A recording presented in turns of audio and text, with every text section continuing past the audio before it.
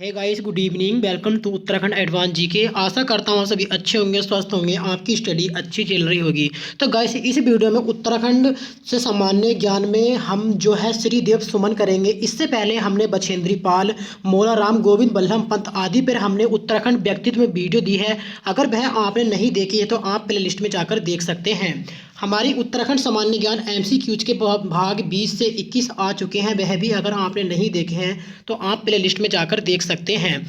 इसमें भी, इस वीडियो में हम ना सिर्फ क्वेश्चन आंसर करेंगे, इनसे जुड़े हुए जितने भी एक्स्ट्रा फैक्ट बनते हैं, क्वेश्चन बनते हैं, उनको हम यहाँ पर कवर करेंगे, जिससे आपकी रिवीजन भी हो जाए और अच्छे से प्रैक्टिस भी हो जाए। तो गाइस, देखते हैं हम आज का फर्स्ट क्वेश्चन। इसमें फर्स्ट क्वेश्चन क्या है? श्रीदेव सुमन का जन्म कब हुआ था?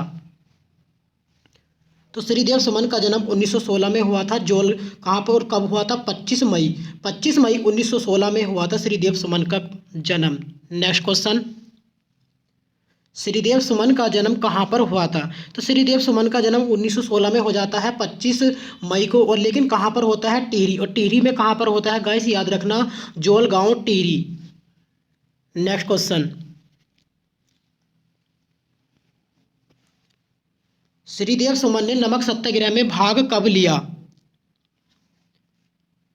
तो श्रीदेव सुमन ने नमक सत्याग्रह में जो भाग लिया था, कब लिया था? 1930 में। और कहां पर लिया था? देहरादून में।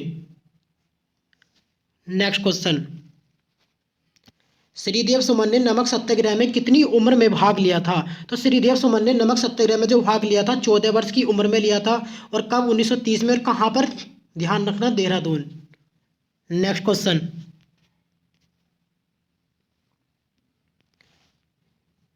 श्रीदेव सुमन ने टिहरी प्रजामंडल की स्थापना कब की थी? तो श्रीदेव सुमन ने टिहरी प्रजामंडल की स्थापना कब की थी? 23 जनवरी 1939 को की थी। कहां पर की थी? देहरादून में। नेक्स्ट क्वेश्चन,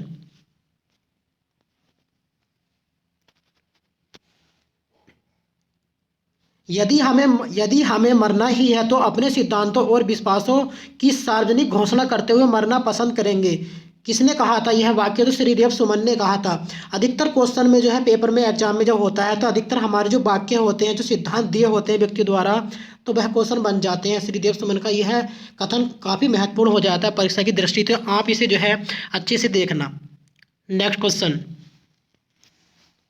यदि गंगा हमारी माता होकर भी हमें आपस में मिलाने की बजाय दो हिस्सों में बांटती है तो हम गंगा को काट देंगे। किसने कहा था? श्रीदेव सुमन ने कहा था। यह सिद्धांत भी किसने दिया था? श्रीदेव सुमन ने ही यह सिद्धांत दिया था। नेक्स्ट क्वेश्चन, तुम मुझे तोड़ सकते हो, मोड़ नहीं सकते। यह वाक्य भी किसने दिया था? श्रीदेव सुमन ने दिया था। तुम मुझे तोड़ सकते हो, मोड़ नहीं सकते। और यह परीक्षा में एक बार पूछा जा चुका है कि तुम मुझे तोड़ सकते हो, मोड़ नहीं सकते। यह कथन किसने दिया था? श्रीदेव सुमन। नेक्स्ट क्वेश्चन,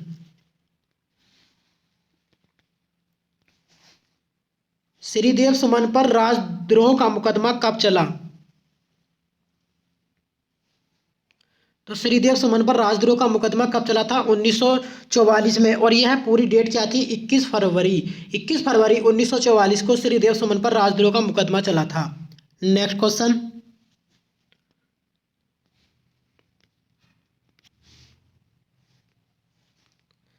श्रीदेव सुमन ने आमरण अनशन कब किया?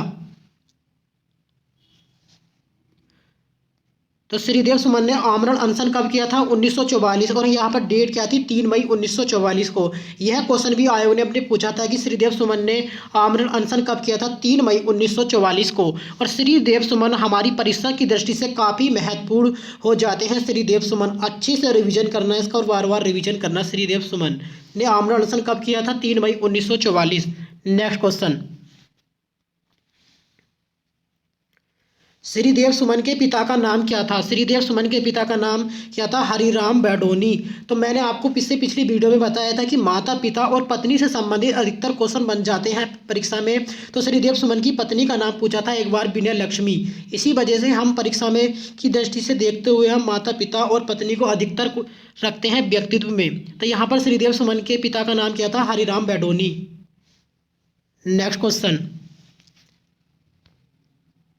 श्रीदेव सुमन की माता का नाम, श्रीदेव सुमन की माता का नाम क्या था? तारा देवी।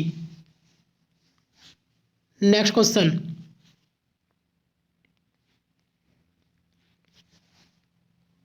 श्रीदेव सुमन की पत्नी का नाम, श्रीदेव सुमन की पत्नी का क्या नाम था? विनय लक्ष्मी। यह क्वेश्चन आयोग ने अपने प्रीवियस एग्जाम में पूछा था कि श्रीदेव सुमन की पत्नी का नाम क्या था? श्रीदेव सुमन की पत्नी का नाम विनय लक्ष्मी था। अगर गाइस जिसने अभी तक हमारे चैनल को सब्सक्राइब नहीं किया है तो चैनल को सब्सक्राइब कर ले, ताकि हमारे चैनल पर मिलने वाली जितनी भी जानकारी वह भी आपको सबसे पहले मिल सके, और उत्तराखंड की समस्त जानकारी जितनी भी हमारे चैनल पर चल रही है वह भी आपको सबसे पहले उपलब्ध हो सके। और वीडियो को स्किप मत करना, लास्ट तक देखना, तभी आपकी समझ में आएगा। नेक्स्ट क्वेश्चन,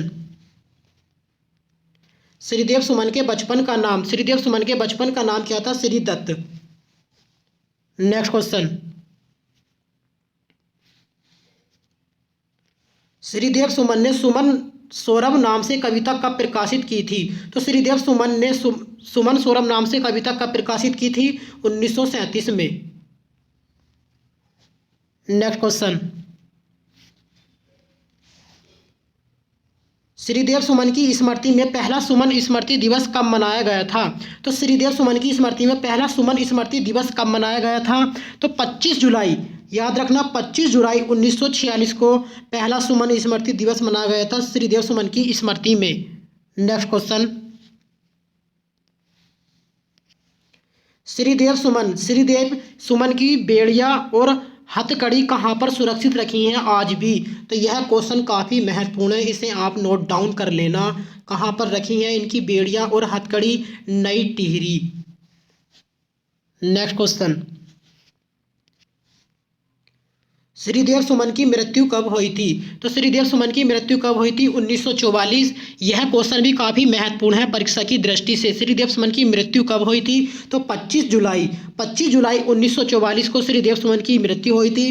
और 84 दिन भूख हड़ताल से श्रीदेव सुमन की मृत्यु हुई थी। यह क्वेश्चन भी आयोग ने पूछा था कि श्रीदेव सुमन की मृत्यु जब हुई थी 1944 में 25 जुलाई 1944 को, तो कितने दिन की भूख हड़ताल पर हुई थी? 84 दिन की भूख हड़ताल से श्रीदेव सुमन की मृत्यु हुई थी।